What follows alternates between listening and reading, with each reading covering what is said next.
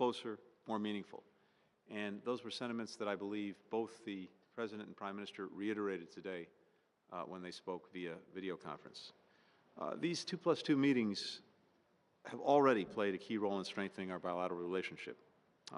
This is the core whole-of-government dialogue in our strategic partnership framework. Today's discussions will build upon the previous productive meetings that we've had. This is a momentous moment in global affairs, and I think as a result, this partnership is even more consequential and more vital. Today, we'll discuss pressing issues, shared global challenges, including Russia's war against Ukraine, ending the COVID-19 pandemic, the climate crisis, upholding a free, open, democratic, secure, and prosperous Indo-Pacific region, where the sovereignty and territorial integrity of all states is assured. We'll also talk about improving our counterterrorism cooperation and strengthening the bonds between our higher education institutions. So this covers a wide range of different aspects in our relationship. And I'm also looking forward to talking about our defense and security cooperation in the Indo-Pacific. Finally, we'll have an opportunity to sign the Space Situational Awareness Agreement a little bit later today.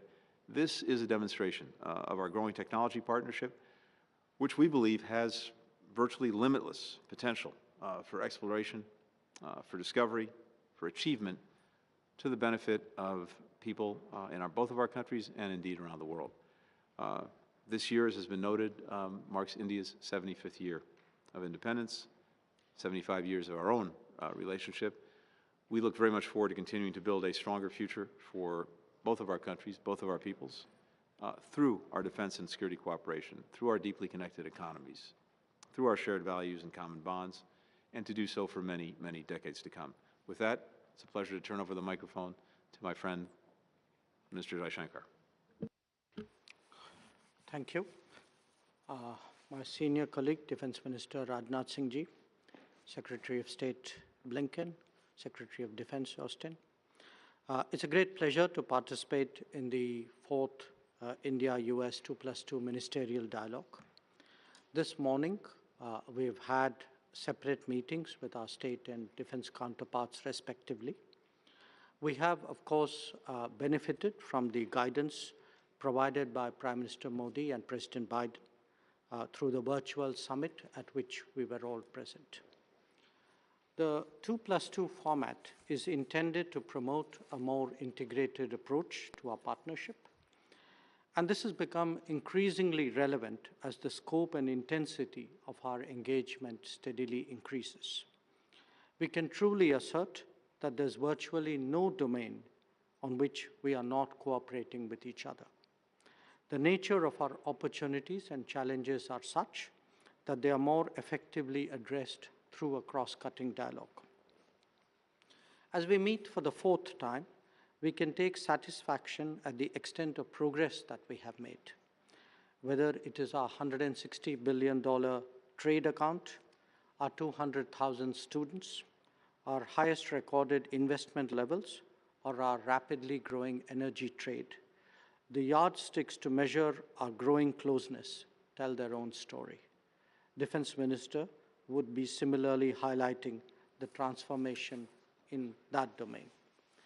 Our collaboration has grown well beyond its bilateral scope and now has a visible impact on global issues as well.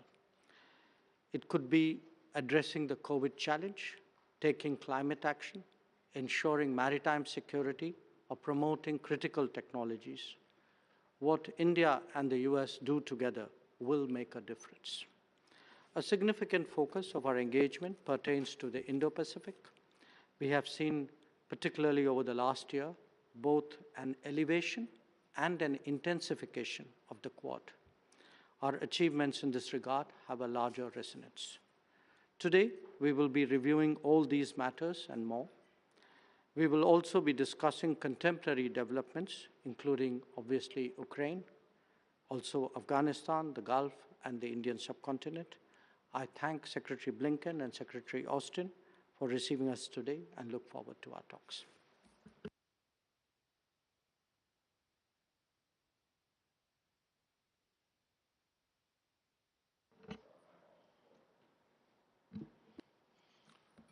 Okay, Secretary Blinken, Minister Singh, Minister Jaishankar, it is a privilege to be here with you today for the fourth U.S.-India 2+2 Ministerial Dialogue. It's been nearly 2 decades since we signed our first defense framework, and we built a partnership that is now a cornerstone of security in the Indo-Pacific. And today, we are positioning the U.S. and Indian militaries to operate and coordinate closely together across all domains and increasingly across the wider Indo-Pacific, all in support of the rule of law, freedom of the seas, and regional peace and security. Those are vital principles. And now more than ever, democracies must stand together to defend the values that we all share. We all understand the challenges that we face in the Indo-Pacific. The People's Republic of China is seeking to refashion the region and the international system more broadly in ways that serve its authoritarian interests. But as we operationalize our defense agreements and take our cooperation to the next level, I believe that we can sustain and strengthen a favorable balance of power in the region. So I'm looking forward to discussing a range of bilateral defense priorities, including deeper information sharing and industrial cooperation. All this will help to ensure that our militaries are ready to meet any challenge. Now, a strong U.S.-Indian partnership is a critical building block in a more resilient regional security architecture. And so today's 2+2 is an opportunity to discuss ways to strengthen our cooperation with like-minded partners, from East and Southeast Asia to Europe and beyond. So we've got an ambitious agenda today. It reflects our combined vision for our partnership and our shared conviction that we can shape the course of history for the better and preserve a free and open Indo-Pacific at peace with itself and the world. Ministers, I know that you've had a long trip to Washington, and thank you for making it here for this important dialogue.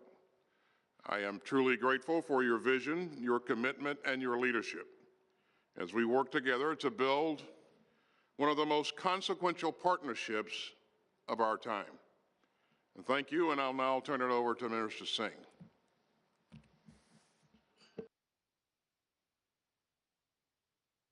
Excellencies, Mr. Antony Blinken, Mr. Lloyd, Secretary of Defense, my esteemed colleague Dr. Jaishankar ji, distinguished members of delegations. Thank you, Secretary.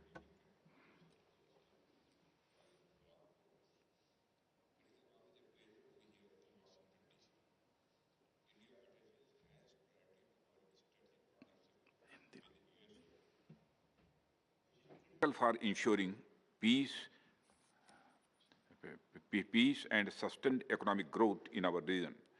Major defense partnership is one of the most important pillars of India-US strategic relations. As the largest country and central to Indian Ocean, and as a democracy, India has critical roles to play in the Indian Ocean region and in the wider Indo-Pacific.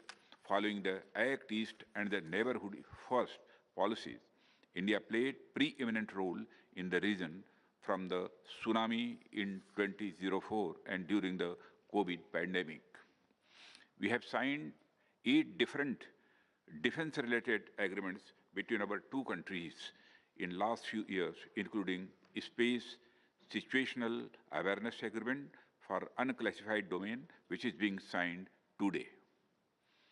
Despite the pandemic, India-USA military engagements increased with higher capability in communication, closer information sharing, and enhanced mutual logistic support. This is a reflection of the growing depth and scale of our defense partnership. In a decade our defense supplies from USA rose from negligible to a cumulative amount of over 20 billion US dollar. We look forward to US companies investing in India and support the Make in India program. We look forward to further enhancing the depth and the scope of our defense cooperation to give effect to our shared vision of a free, open, inclusive, and rules-bound Indo-Pacific and the Indian Ocean region. We are working with the US to develop capabilities across conventional and emerging defense domains.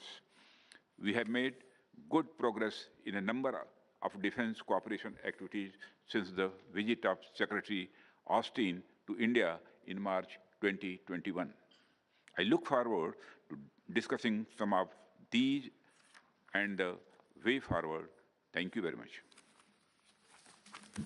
Thank you very much, colleagues. And I think we'll allow our colleagues from the press to exit.